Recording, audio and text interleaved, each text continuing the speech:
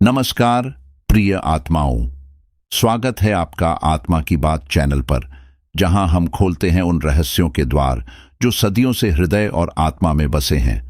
आज हम बात करेंगे उस परम सत्य की जो सृष्टि का आधार है, जो समय से परे है, जो जीवन और मृत्यु का स्वामी है, भगवान शिव। शिव जिनका नाम लेते ही मन में एक शांति उतर आती है, जिनके दर्शन से आत्मा जाग उठती है। लेकिन एक सवाल जो पुराणों के पन्नों में छिपा है, आज भी जिज्ञासुओं के मन में कौंधता है। क्या शिव, जो स्वयंभू और अनादि हैं, ने कभी स्वयं को किसी का पुत्र बताया? क्या यह सत्य है या सृष्टि की एक गहरी लीला?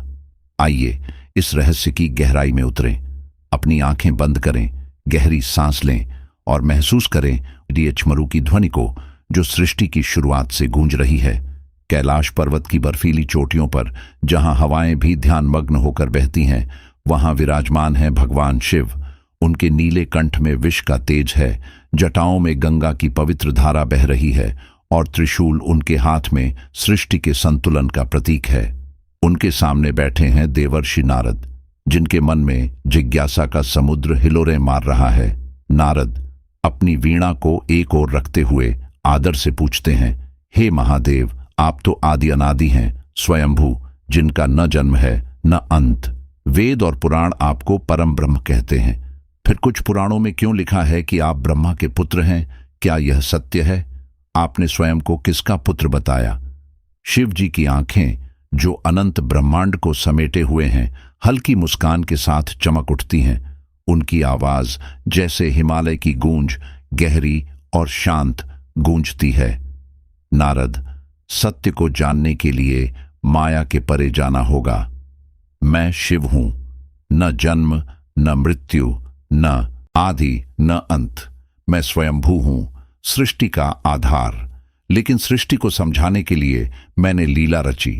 पुराणों में जो कथाएं हैं वे प्रतीक हैं, सृष्टि, स्थिति और संहार के चक्र को समझाने की कहानियां। सुनो और समझो इस लीला को। शिव महापुराण, लिंग पुराण और वायु पुराण में स्पष्ट लिखा है कि शिव स्वयंभू हैं। वे न तो जन्म लेते हैं, न ही किसी से उत्पन्न होते हैं। वे परम सत्य हैं, जो सदा सर्वदा विद्यमान हैं। लिंग पुराण कहता है, शिव न आदि हैं न अंत। वे लिंग रूप में सृष्टि के पहले थे और सृष्टि के बाद भी रहेंगे। लेकिन फिर वह कथा कहां से आई जिसमें शिव को ब्रह्मा का पुत्र कहा गया? आइए शिव महापुराण की रुद्र संहिता की ओर चलें। इस कथा में बताया गया है कि जब ब्रह्मा ने सृष्टि की रचना शुरू की तो उन्हें क्रोध आया। उनके इस क्रोध से 8 रुद्र प्रकट हुए, जिनमें से एक प्रमुख रुद्र शिव का ही रूप है। ब्रह्मा ने इन रुद्रों को पुत्र कहा और उन्हें संहार का कार्य सौंपा।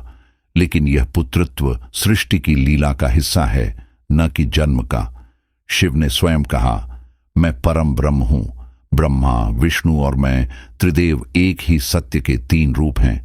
ब्रह्मा की भौं से मेरा प्रकट होना केवल एक प्रतीक है, जो सृष्टि के संतुलन को दर्शाता है। मैं न ब्रह्मा से उत्पन्न हुआ, न विष्णु से, न किसी अन्य से। मैं स्वयं हूं, सदाशिव, जो सृष्टि का मूल है। रुद्र संहिता में एक और रोचक कथा है। जब ब्रह्मा ने रुद्र को पुत्र कहा तो रुद्र ने 8 रूप धारण किए: भव, शर्व, ईशान, पशुपति, उग्र, रुद्र, भीम और महादेव। ये 8 रुद्र सृष्टि के विभिन्न पहलुओं को संभालते हैं। लेकिन क्या ये सभी शिव से अलग हैं? नहीं। शिव महापुराण कहता है कि ये सभी शिव के ही अंश हैं।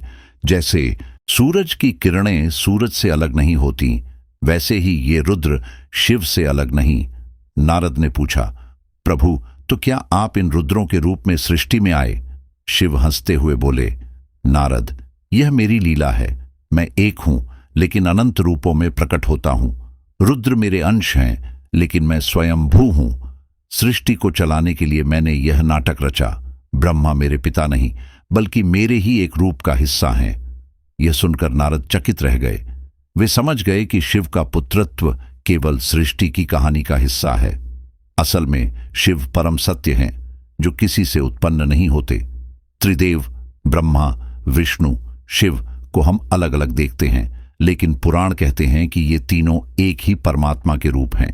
विष्णु पुराण में विष्णु कहते हैं, मैं, ब्रह्मा और शिव एक ही हैं। शिव पुराण में शिव कहते हैं, मैं विष्णु में हूं, विष्णु मुझ में, ब्रह्मा हम दोनों का अंश हैं। एक कथा में जब विष्णु और ब्रह्मा में यह विवाद हुआ कि उनमें से श्रेष्ठ कौन है, तब शिव एक अग्नि स्तंभ के रूप में प्रकट हुए। यह स्तंभ इतना विशाल था कि न ब्रह्मा इसका आदि ढूंढ पाए, न विष्णु इसका अंत। तब शिव ने कहा, मैं वह सत्य हूं जो आदि और अंत से परे है। तुम दोनों मेरे अंश हो और मैं तुम में हूं। यह कथा हमें सिखाती है कि शिव का कोई पिता नहीं, कोई माता नहीं, वे स्वयंभू हैं और सृष्टि उनकी माया है। ब्रह्मा को पिता कहना केवल एक प्रतीक है जो सृष्टि के चक्र को समझाता है। पुराणों में कई कथाएं हैं जो शिव के विभिन्न रूपों को दर्शाती हैं। एक कथा में शिव को माता पार्वती का पति बताया गया। क्या पार्वती उनकी माता है? नहीं, पार्वती प्रकृति है और शिव पुरुष, दोनों एक दूसरे के पूरक हैं। लिंग पुराण कहता है, शिव और शक्ति एक ही सिक्के के दो पहलू हैं। न शिव बिना शक्ति के पूर्ण है, न शक्ति बिना शिव के। एक अन्य कथा में शिव को गणेश और कार्तिकेय का पिता बताया गया। लेकिन क्या यह पितृत्व सामान्य है? नहीं, यह भी एक लीला है। गणेश और कार्तिकेय शिव की शक्ति के प्रतीक हैं, जो सृष्टि में बुद्धि और शौर्य का प्रतीक हैं। इन सभी कथाओं का एक ही संदेश है, शिव स्वयंभू हैं।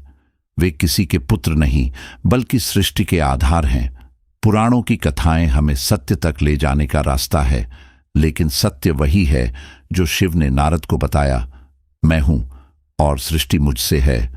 प्रिय आत्माओं, शिव की यह कथा केवल एक कहानी नहीं है, यह आपके भीतर के सत्य की खोज है। जैसे शिव स्वयंभू हैं, वैसे ही आपकी आत्मा भी अनादि है। आप अपने माता पिता की संतान हैं, लेकिन असल में आप परमात्मा का अंश हैं। शिव कहते हैं, मैं तुम में हूं और तुम मुझ में। आज से एक संकल्प लें, हर सुबह कुछ पल ध्यान में बिताएं, अपने भीतर के शिव को जागृत करें। एक साधारण ध्यान तकनीक है। शांत स्थान पर बैठें, आंखें बंद करें, गहरी सांस लें, ओम नमः शिवाय का जाप करें। धीरे धीरे मन में कल्पना करें कि आपके हृदय में एक ज्योति जल रही है, वह शिव की ज्योति है। यह ध्यान आपके भीतर की शक्ति को जागृत करेगा। आप समझ जाएंगे कि आप भी स्वयंभू हैं, न जन्म न मृत्यु, केवल शाश्वत सत्य। भारत में शिव के दर्शन हर कोने में हैं। काशी विश्वनाथ, केदारनाथ, सोमनाथ, ये मंदिर केवल पत्थर की संरचनाएं नहीं, बल्कि शिव की शक्ति के केंद्र हैं। हर साल सावन के महीने में लाखों भक्त शिवलिंग पर जल चढ़ाते हैं, डीडीडीएच मरु की ध्वनि में खो जाते हैं। यह भक्ति हमें याद दिलाती है कि शिव हमारे भीतर हैं। एक कहानी सुनिए।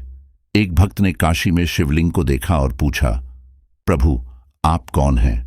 शिव ने स्वप्न में दर्शन दिए और कहा, मैं तुम्हारा हृदय हूं, मुझे बाहर मत ढूंढो, भीतर देखो। यह संदेश हम सभी के लिए है। शिव को मंदिरों में नहीं, अपने हृदय में खोजें। शिव को संहारक कहा जाता है, लेकिन उनका संहार विनाश नहीं, बल्कि नया सृजन है। जब वे तांडव करते हैं तो पुरानी व्यवस्था ढहती है और नई सृष्टि जन्म लेती है। यह हमें सिखाता है कि जीवन में जब कुछ टूटता है तो वह नया बनने का संकेत है। आपके जीवन में भी कई बार ऐसा होता होगा जब सब कुछ बिखर जाता है, लेकिन शिव कहते हैं, डरो मत, यह मेरा तांडव है, मैं तुम्हारे लिए नया रास्ता बना रहा हूं। अपने भीतर की नकारात्मकता, क्रोध, भय, ईर्ष्या को शिव को समर्पित करें। वे उसे संहार कर आपके लिए शांति और शक्ति लाएंगे। आज की भागदौड़ भरी जिंदगी में शिव का संदेश और भी प्रासंगिक है। हम तनाव, चिंता और असफलता से घिरे रहते हैं, लेकिन शिव कहते हैं, शांत हो जाओ, ध्यान में डूबो, मेरे डीडीडीएच मरु की ध्वनि सुनो। एक छोटा सा प्रयोग करें। हर रात सोने से पहले 5 मिनट ओम नमः शिवाय का जाप करें। यह आपके मन को शांत करेगा और आपकी आत्मा को शिव की शक्ति से जोड़ेगा। प्रिय आत्माओं, शिव का यह रहस्य हमें सिखाता है कि हम सभी परमात्मा का अंश हैं। वे स्वयंभू हैं और हम भी। उनकी लीला को समझें, उनके मंत्र को जपें और अपने भीतर के शिव को जागृत करें। यह कथा आपके हृदय को छू गई हो तो इसे अपने दोस्तों, परिवार के साथ शेयर करें। आत्मा की बात को लाइक करें, सब्सक्राइब करें और कमेंट में बताएं कि शिव की कौन सी कथा आप सुनना चाहते हैं। जय भोलेनाथ, जय शिव शंकर। ओम नमः शिवाय।